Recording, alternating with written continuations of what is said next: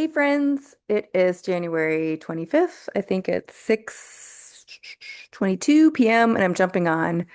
Um, and I wanted to talk a little bit about astrology because everything is just so super dynamic right now. So we're going to share the screen. Okay. This is what I wanted to point out. So you guys can see um, where is Neptune? Neptune is at 29 degrees, 58 minutes. When it goes to 60 minutes, that's when it moves into Aries. At 0 degrees of Aries. So to me, this is really finishing out this age of Pisces. It'll still be in and out of sign conjunction with Saturn, who's holding the space in Pisces still. As you can see, it's at 28 degrees. And I think this is really important that Saturn is still in Pisces as Neptune, who rules Pisces, moves into Aries because Aries is that I am presence. um, Aries is how we move forward. Fire, fire is how we move. And Saturn, which is boundaries and stability, is holding court now all alone, or will be all alone in Pisces in that out of sign conjunction. And Saturn in Pisces, to me, especially since it's been in there. And at these degrees of mastery is really, Pisces in its lower energies is the illusion and the delusion, right? And Saturn is sitting in there and being like, no, we're not going to be illusioned and delusioned anymore because Saturn is holding those boundaries. Saturn is bringing in Earth, which water signs need, right, to keep them balanced. But it's also giving that boundary. So everything that's going on in the news, where you have these people that are representing the old way of being, what we're leaving behind, giving us these narratives, right? And before when we were in this age of Pisces, and especially with Saturn not in there, people would start to get kind of confused. They would be like, well, can I trust what I saw? And Saturn being in there is like, yeah, yeah, yeah, MFers, you're going to trust what you saw. And then Neptune moves into Aries, ushering in all this new energy. And that's why you guys probably feel a little punchy today, not just only because of the weather, um, the political climate, but also because Neptune's getting ready to move into Aries. And Aries is saying, wait, we can do this. There's a better way to do this. There's a better way to show up. And how are you personally going to show up this way now that, Neptune represents spirituality, now that it's in there, right? In that age of Pisces, um, that would be more like a little bit of a Jim Jones character, I would say. But now with this age of Aquarius, which is about the individual, right? Knowing who you are, getting into alignment, um, not I'm not gonna say like not being fooled, but like also not like going along with everyone with that illusion. This is a big deal, right? And this is a big deal because Neptune's going to be in Aries for the next 14 years. The other thing that I really want to point out is the moon. She's in her first quarter phase right now. The first quarter phase is when we decide, okay, what are we going to do? How are we going to work for this lunar cycle? Um, some other astrologers call this like a point of crisis. I don't like to use those words when working with astrology because, that's not being in a first quarter moon phase is not being anything of crisis. Hold on one sec.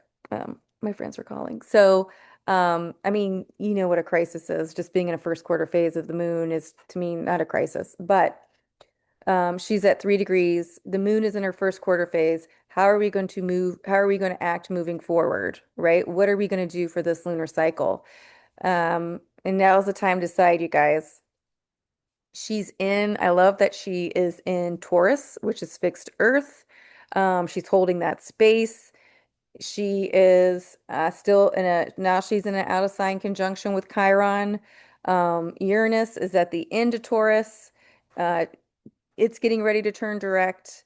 Uranus, who rules Aquarius, went in there for the past 7 years, tore up all that old way of being that we've been in for the past 2,000 years of like patriarchal rule, age of Pisces. And then here comes the moon and she's holding court, she's holding space. She's like, all right, Taurus, what are we going to do? We're in fixed Earth. Um, we are solid. Venus is at 10 degrees.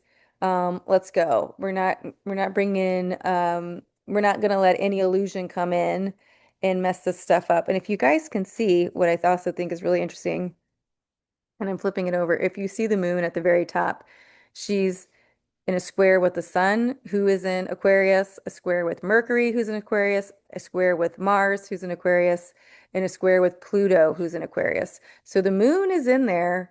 She's in Taurus and she's holding that space and she's putting up these building blocks. When I see squares, I see them as building blocks. You've got two choices. You can keep running into it, or you can get to the top of it, look around, and see how you're going to get to move forward, right? So she's keeping court um, with the sun, our masculine, Mars, our masculine, Mercury, who is known as masculine, who is in a conjunction with, who's in a conjunction with Venus. Venus rules Taurus. Okay, so she's not budging. That feminine energy isn't budging. She's telling you guys, oh, no, no, no. We've already planted these seeds in Taurus. They're not coming up. So now we're going to play, or we're going to start working with my rules. And my rules is this idea of trusting your intuition, listening to your gut, knowing your self-worth as a human. How are we going to move forward? And she's not going to let up with that. Okay. What's also so interesting with this is that when Neptune moves into Aries, and I talked about this a little bit in my past video, Neptune, which is water, hits that fire sign. And then right now, Mars, who is Aries ruler, is right there with Scorpio's ruler, which is Pluto. You know, this is a lot of change. Can be a lot of frustration. This can be a lot of anger. But it's that idea of knowing things are turning over. Okay. Whenever Mars is involved, it's so funny. Whenever Mars is involved, it's always like, go for a walk. If you feel like this, go for a walk. Okay. Um, so understand that these fire signs are getting inundated with water. Okay. That is that baptism, right? That is this renewal. This is a new beginning. Mars and Aquarius, how are we going to move differently with the way that we think about things, right? You know, Aquarius is the cosmic mind, and I believe the cosmic mind is actually our heart space. Okay, so that's what's happening with this. Um, and the sun still being just 3 degrees away from Pluto, right? The alchemy that the sun brings in.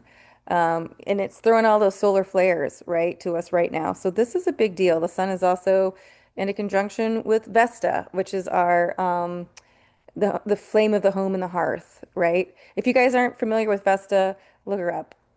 She's the oldest goddess when it comes to one of the Romans. They don't know where she came from. She's so ancient. Um, it always makes me smile because it's always bringing in these like the things that were supposed to uh, trickle down, always trickle down. You guys might have heard of it, the Vestal Virgins, right? They keep them flame alive for Rome. So the other thing I want to point out right now that's happening is Jupiter, who's in Cancer. You know, Cancer rules the moon, or the moon rules Cancer. Jupiter, gifts, luck, expansion. Um, it is in a square with Chiron, right? And Chiron is known as the wounded healer.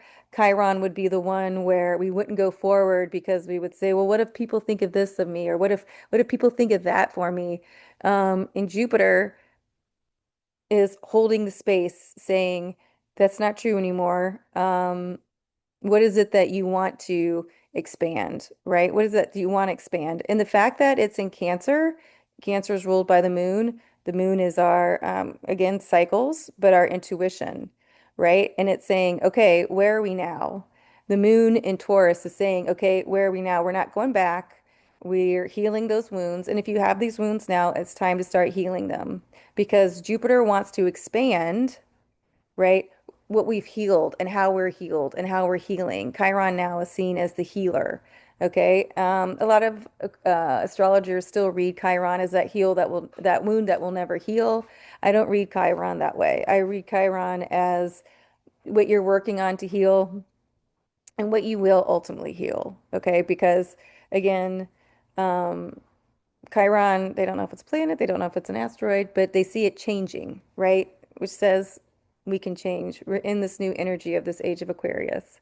So again, the lunar south node that's down there in Virgo, she's also in a square with Chiron and Eris. Wait, she might be, where was this? Lunar south node. Oh no, excuse me. Where's Chiron? Chiron. Okay, she's in a sesquare. Okay, and this is about inner knowledge. You have an inner knowledge of your spiritual purpose in life, but experiencing some frustrations. And I'm laughing at that because we're all having a lot of frustrations right now. But it's that idea, that inner knowledge, spiritual life, all of this is coming um, to a head because of Neptune moving into Aries. But with Virgo squaring, I mean, sorry, in that sescu square with Chiron, it is saying you've got to start trusting that inner knowledge, okay? You can't keep putting yourself on the cross. You can't keep martyring yourself. If this feels true to you, then how do you move forward? And how do you move forward even if there's a part of you that thinks, oh no, what if they all laugh at me? Or, oh no, maybe you've always been sensitive and you kind of had to like tamp it down, but this is saying, no, you can trust that. You can move forward with that. Um, because right now also that lunar south node and that lunar south node, remember, is what we're moving away from. It's moving away being the martyr. It's moving away from figuring everything else out for everybody. And right now she's also training Juno, and I love Juno as well. Juno was part of the three, Juno, Jupiter, and Minerva, right? They were the Trinity, right, for which the Romans admired and looked up to. Um, and Juno, and Juno represents the moon, right? Juno is ruled by the moon. So if you guys can see, a lot of this, I always say feminine energy because we see the moon as feminine, her being in Taurus right now, who's ruled by Venus. That compassion and empathy isn't budging, okay? It is dug in, right? Mars is going through that change again with being 1 degree away from Pluto, right? Pluto is death, Pluto is transformation. Okay, and in still being in the rays of the sun, the sun's only 4 degrees away from Mars, and is in Aquarius, and we are in this time of this age of Aquarius where we are answering things differently. I always say it's answering old ideas or old problems, or no, I'm always say it's answering old problems with new ideas. Okay, and this is where we are, and you guys can see it playing out on the main stage, the world stage. You might be feeling it within you.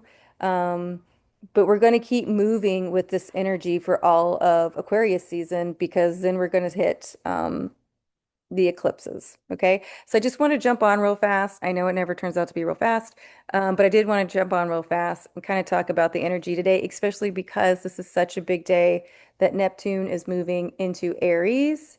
And it's going to be changing everything. But I also want you guys to rest assured in the sense that Saturn still holding that space in Pisces is not going to let us fall to the illusion. Okay, so understand that. Keep fighting for truth. Right?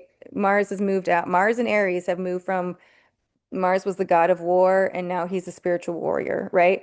Aries, we have to remember, is the only god in the pantheon that was never that never raped anyone. Aries actually killed someone else because they raped his daughter, right?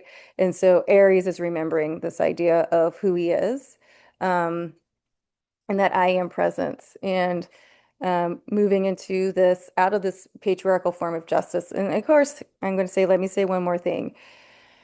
Part of that patriarchal story, there's a lot, but one part of it too was always like these gods, and especially when it came to astrology, these gods are wrestling for space, and this one's mean, and this one is this, and they're, Ugh. And I just saw a video. You can go on YouTube. It's on NASA's channel, and it talks about when Voyager, I think Voyager 1 and 2, but they went out to the end of our, I think they call it the heliospace. I'm not sure, and I probably talked about this. I don't know. I've been talking a lot, so I can't remember. But it went out to the furthest point of our the sun and the energy.